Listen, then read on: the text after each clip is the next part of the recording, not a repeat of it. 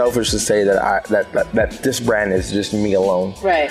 Which it's not. I can name 4 or 5, almost 10 people that contribute to the success of this. I'm just the face. I'm the personal person of the group. You know, I have one of my fraternity brothers, Daniel Anderson. He's the brains behind all this cooking, and it goes back to. In what sense? In the sense because when we cook, like I said, everybody has their own style of cooking. Mm-hmm. He is the brains behind it because he cooks from a science aspect. Okay. You know, he has all the probes to check the internal temperature of the meat. You know, he has the probe that checks. You know, he's the technical side of it.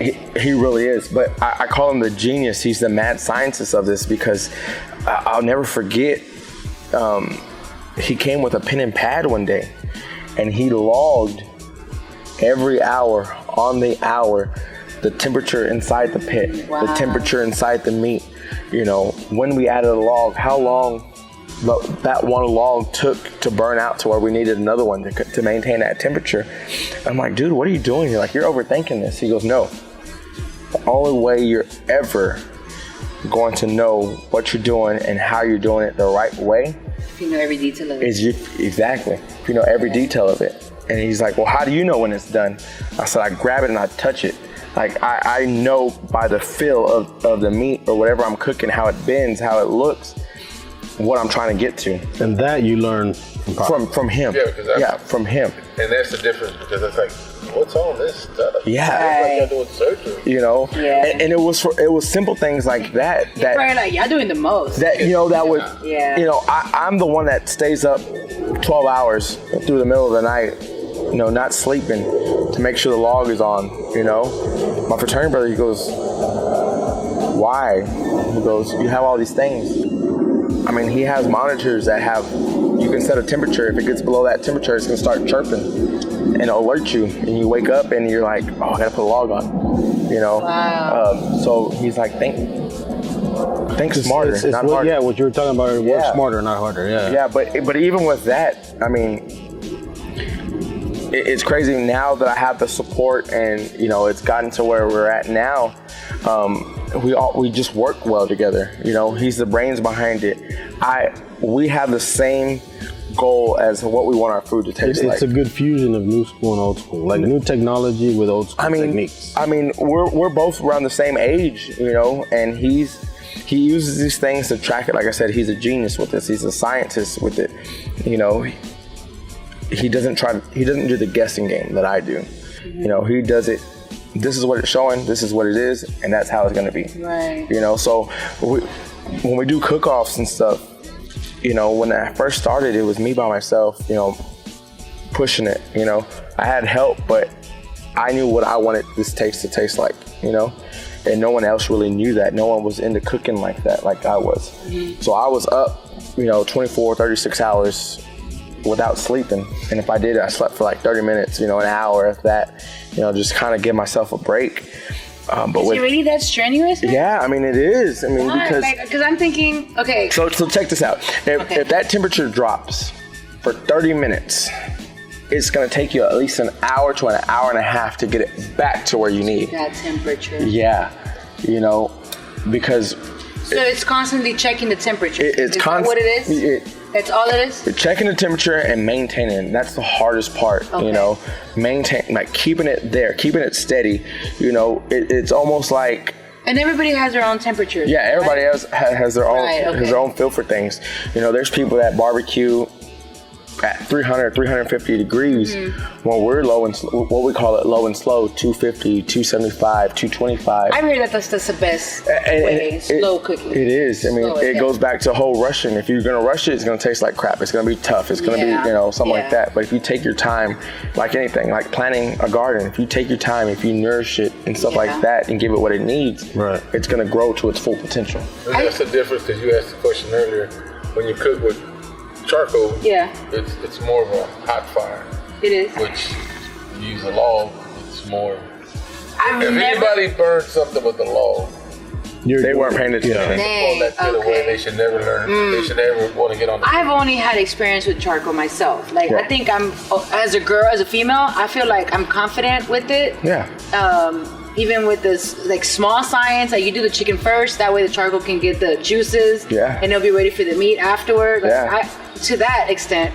But with smoking, I just recently even heard of the technique to where you don't even put it on the actual grill, you put it on the side one, Put it on the and side. you let the smoke. I'm like, what? Like, this is a whole new chapter. I mean, and the trade itself. I mean, people get really into it. You know, like I said, I'm a Texas boy to the fullest. Mm-hmm. You know, I use oak, and that's it. That's all I use. No mix. No, I don't. I started going back to oak because you asked one of the questions again. I used some oak that I bought, and you're talking about the disappointment. I had to throw all that meat away because the logs weren't ready. Yeah. Is it more processed oak? I mean, say? it's Like every special? piece of wood gives different types of flavors. You know, so. I'm a mesquite and pecan. Yeah, so going to the whole mesquite thing. Mesquite is real heavy. Okay. You know, if you've ever ate barbecue, I mean, it could happen with any kind of wood. If they put it on too early when the wood hasn't really burned through, you can get that really smoky flavor. And me personally, I feel mesquite is really heavy on smoke. So if you ever eat barbecue and after you eat it, you notice you're burping and you taste all that smoke and you got like that acid reflux, you know, that's because the type of smoke they use or the wood they use. So it was heavier. So does it have to do with what you're saying as far as that it wasn't ready? You said the wood wasn't ready? So much. Well, what do you mean by that? But it's not ready. Because if it's fresh cut and it hasn't seasoned itself, set out there, Dried out? Yeah, pretty much dried out. It's Then you real have wet nothing but- inside. Okay. It's moist. Okay. if you're cooking chicken and it's not ready, the log's not ready, then you're gonna taste nothing but smoke. Yeah. And that shit's gonna get you sick. Yes. Okay. I had that before, and it took a while because now he went to oak, and it's a red oak that he used. Yeah. What's I guess maybe a good tip or technique that can be shared is what would be a foolproof wood to use? I mean, it's like I said, it's to each their own type of thing. You know, when I started cooking with him, I used pecan. You know, which is you learn as you try different things. You know, pecan. When I cooked with it, I always noticed when I ate barbecue or whatever I cooked, it left like like your tongue was kind of like numb. Like on your palate, you know, like in a good way or in a bad way? I don't know. It's kind of because Jack does that to me. You know, it's kind of what you prefer. You know, it kind of left like this tingly sensation on your tongue, like you're like, you know, I didn't like that. Okay. You know, mesquite is real heavy in smoke. And that's another thing about barbecue that I don't like. I don't like burping up. You know, after I eat, you know, I'm full, you know, you're comfortable, you know, you burp every now and then and you're like, oh, yeah, that smoke flavor, you know? The wood does what it does. Each type of wood burns a different way, you know. I like oak, red oak, post oak, doesn't matter as long as it's oak, a live oak. I really love live oak, but it's really kind of hard to get a hold of some good live oak. And in your opinion, what is that? What does oak do for your meat? I mean, oak is really good at burning. It doesn't flare up. It doesn't get really hot real quick like some of this wood. But it also is not heavy. To me, it's just enough. Okay. What comes to mind when you're saying that you would prefer a live oak? Does that have more of? I'm assuming it has more moisture in it. So does that keep it? A live oak. I mean.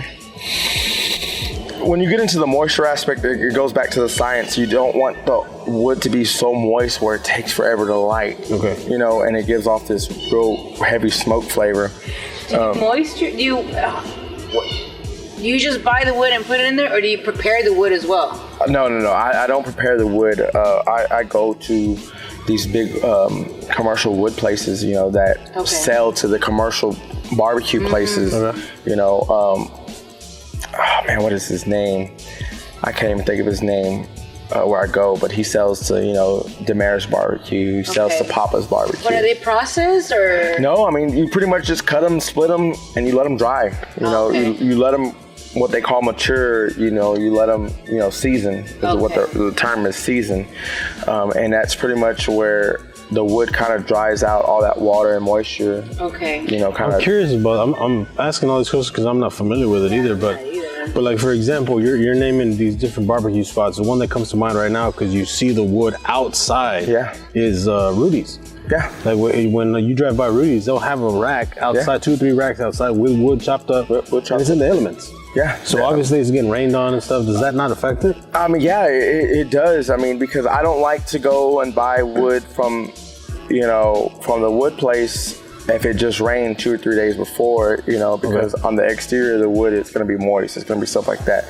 It takes a while for the water to really, saturate that wood. But on the outside of that wood, to get it lit to start my pit, it can take anywhere from 30 minutes to an hour. So that comes into variable then? It does. If it just rained, I'll go buy a bag of pre-cut wood that he has in the shed, rather than the fresh logs, that have been seasoned and stuff like that. So are you buying the logs or are you buying the pre-cut?